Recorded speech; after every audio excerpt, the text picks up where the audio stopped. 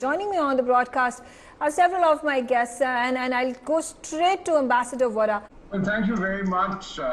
Always a pleasure to be with you and with Commander Dr. Bhushan Dewan, with Major Mohammed Ali Shah. What is the priority today for the Taliban? They don't have a friend.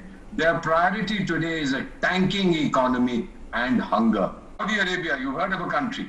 The strictest Wahhabi Sharia, even they are making concessions to the 21st century. We have Major Mohammed Ali Shah sitting here. Taking it back 1400 years is not going to help anybody. Half of Afghanistan's 4 crore population is less than 19.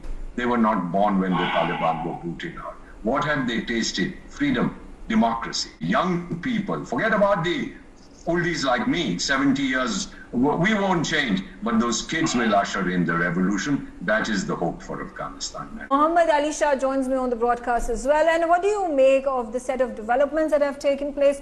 Obviously, it is a well-orchestrated push that has been given by United States. Pakistan, obviously in collusion, and Taliban has been propped up as the regime of the day. And there is now tremendous pressure across the world to allow for the legitimization of Afghanistan. How can the world and India and other allies together come up with support to the revolt that is growing in Afghanistan and outside of Afghanistan for a government in exile to counter this terrorist regime that has been put in place? Megha, I totally agree with Ambassador Vohra on every single point, but one small point I would like to beg to differ from him. The last point, where he said, oldies like him, on the lighter side. On the other lighter side. Anyhow, having said that, I now come to the point, Megha. Megha, Afghanistan is basically Taliban. Now when I say I'm saying Taliban actually. They are trying to show 2 fingers to the world by saying that, oh, we will do what we have to do. They talk on one hand, they put up a front. They say we want acceptability. How can anyone for that matter accept them when they have terrorists on the global list? US, UN, the global community has recognized them as terrorists.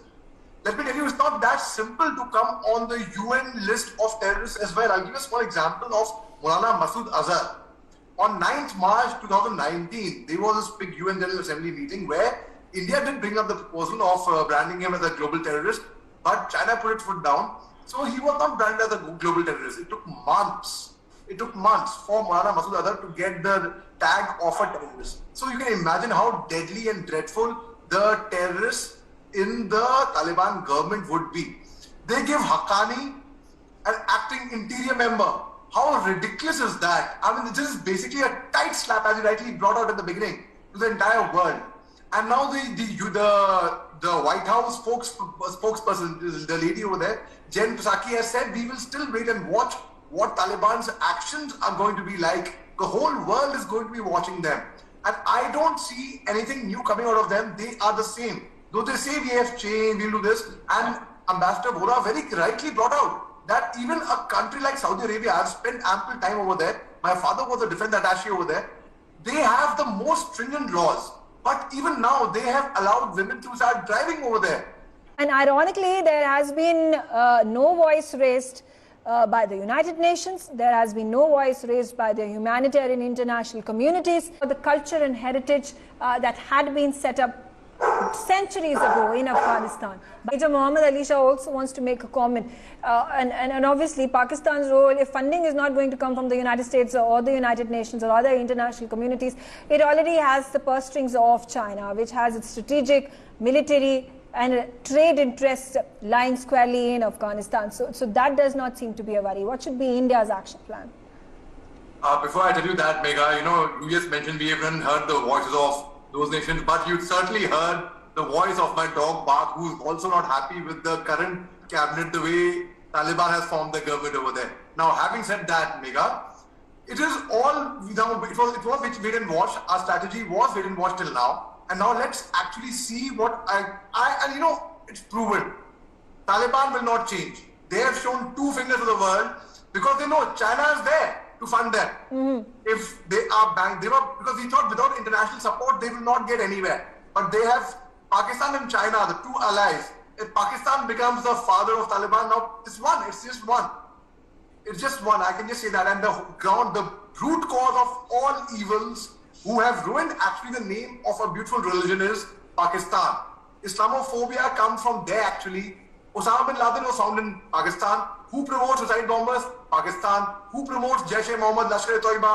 All the terrorist organizations are Pakistan. So even in fact, for that matter, Panjshir, it was Pakistan's Air Force interfered in Panjshir. Panjshir is a place which even the Soviets could not come anywhere close by during the Afghan-Soviet war. Soviets could not even enter there, Pakistan. So that has to actually somehow, one has to catch it by the pulse. The way we do a vaccination for Corona, we have to do a vaccination for Pakistan over there. Okay. Thank you very much, all my guests, for joining me on the broadcast.